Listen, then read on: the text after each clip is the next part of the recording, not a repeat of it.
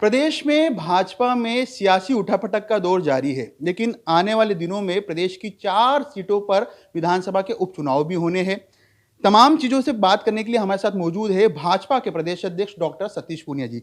पूनिया जी, party के मुखिया राजस्थान में आप है, लेकिन जिस प्रकार के वक्तव्य कोटा में हुआ और कोटा के बाद अब जयपुर में कालीचरण सराफ जी का जो वक्तव्य आया सामने, कितना उचित मानते तमाम चीजों को? देखिए, मुझे लगता है कि राजनीति में इस तरीके की सियासी चर्चाएं होती हैं, लेकिन किसी भी निर्णय के लिए, किन्हीं भी चर्चाओं पर विराम के लिए भारतीय जनता पार्टी का आलाकमान, पार्लियामेंट्री बोर्ड, वो किसी भी निर्णय को करने के लिए सक्षम है। इसलिए उससे पहले कि मैं कहूँ या कोई और कहे, उन बातों का कोई वजूद नहीं, कोई एग्जिस्टेंस नहीं। लेकिन प्रदेश में जब 4 सीटों पर उपचुनाव होने हैं, उस प्रकार के बयान वसुंधरा राजे समर्थकों के कि अगले सीएम के रूप में प्रोजेक्ट किया जाए, ये कहीं न कहीं पार्टी के लिए ठीक हो सकता है कि जब 4 सीटों पे चुनाव तत्काल ही 1 से डेढ़ महीने के बाद होने वाले हैं? जी, राजनीति में चर्चाएं कुछ भी होंगी, कोई समर्थन करेगा, कोई विरोध करेगा, लेकिन हम एक छाते के नीचे संगठन के नाते काम करते हैं। उसी नाते हम लोगों की पहचान है। इसलिए स्वाभाविक तौर पर जब नेता के निर्णय की बात आती है तो पार्टी का केंद्रीय नेतृत्व सक्षम है। हम सब लोगों का अभी तो मिशन ये है कि हम सब लोग मिलकर जिस तरीके से राजस्थान में 2 साल का कुशासन है उसके खिलाफ, लिहाजा कोरोना की प्रोटोकॉल के कारण तकलीफ़ें हैं, लेकिन आने वाले समय में एक अच्छा बड़ा आंदोलन खड़ा करें, लोगों के मुद्दे पे सदन में और सदन के बाहर लड़ें और हम सब लोग मिलकर इस पार्टी को 2023 में अच्छे बहुमत से सरकार हम लोग बनाएं। नेता कौन होगा ये पार्टी का आलाकमान को तय करना है, इसलिए अभी ये कोई बहस का मुद्दा पार्टी के भीतर नहीं है। लोग इसकी तुलना कांग्रेस पार्टी के विग्रह से करते हैं, तो मैं ये मानता हूँ कि वो भी अनुचित है। हम लोग एक अनुशासित और पारंपरिक तरीके से काम करने वाले लोग हैं। वहाँ पर तो प्रमाण है कि उनके अपने पीसीसी के चीफ को, डिप्टी चीफ मिनिस्टर को उनको हटाना पड़ा। हमारे यहाँ इस तरीके का कोई कैरेक्टर नहीं है। राजनीति है, इसलिए छोटी मोटी बातें रहती होंगी। उन सियासी बातों के कारण पार्टी में सीधे सीधे कोई असर पड़ेगा नहीं। पूनिया साहब, चूंकि राजनीति में जो कुछ होता है वो दिखता नहीं है और अधिकतर चीज वो होती है जो दिखाई नहीं दे रही है। राजस्थान भाजपा में भी कुछ ऐसे ही नजर आ रहा है, क्योंकि वसुंधरा जी के समर्थक जरूर बोल रहे हैं, लेकिन वसुंधरा जी का कभी कोई बयान नहीं आया। जिस तरह कालीचरण सराफ का बयान आया, अब चूंकि पार्टी ये तय कर चुकी है, प्रदेश के मुखिया आप है, तमाम जगह आप जा रहे हैं, तो क्या फीडबैक के लिहाज से केंद्र की ओर से फीडबैक जो आता है वो पार्टी देती है? इन तमाम चीजों का संज्ञान है?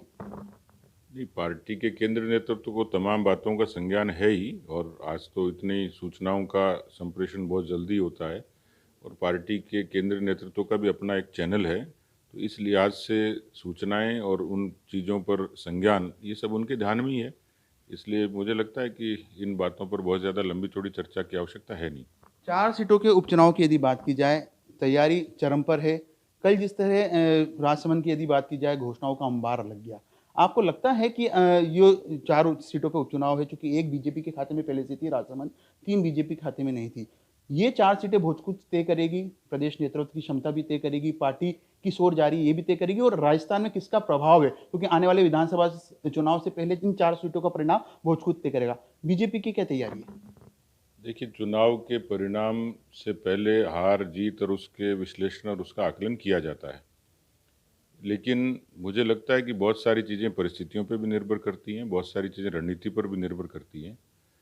कांग्रेस पार्टी कितनी आशंकित और कितनी घबराई हुई है, इस बात का अंदेशा लगता है कि उनको इतने सारे मजबूत लोगों को और उस तरीके के लोगों को ले जाना पड़ा चुनाव से पहले एथिकली।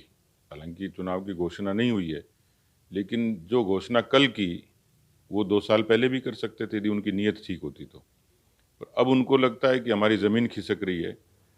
एक बात तय मानिए कि पार्टी जो हमारी जो तैयारी थी पंचायती राज को उतनी परफेक्ट नहीं थी, बावजूद उसके हम लोग एक अच्छे अंतर के साथ हम लोग जीते हैं और कांग्रेस पार्टी हारी थी, इसको कोई इनकार नहीं कर सकता। तो जब जनता इस तरीके से आक्रोशित है तो ये बात सरकार के संज्ञान में भी है, उनको इल्म है इस बात का कि हमारी ज़मीन खिसक रही है। इसलिए वो सरकारी मशीनरी का दुरुपयोग करेंगे, सत्ता का पूरा दुरुपयोग करेंगे, लोक लुभावन वायदे करेंगे, वो अमल में कितने आए ये दीगर बात है। लेकिन 300 करोड़ रुपए किसी कॉन्स्टिट्यूंसी में खर्च करना और उसकी घोषणा करना ये उनकी नीयत को बताता है। पर फिर भी मुझे पूरा भरोसा है कि हम सब लोग पूरी ताकत से लड़ेंगे और परिणाम हमारे हक में आएंगे। रही बात इसके विश्लेषण की, इसमें फ़ायदे नुकसान की, इनकी हम लोग परवाह नहीं करते हैं। हम अपना सर्वश्रेष्ठ देने की कोशिश करेंगे, भरपूर तरीके से प्रयास करेंगे, और जब प्रयास करेंगे तो परिणाम भी हमारे हक में आएंगे।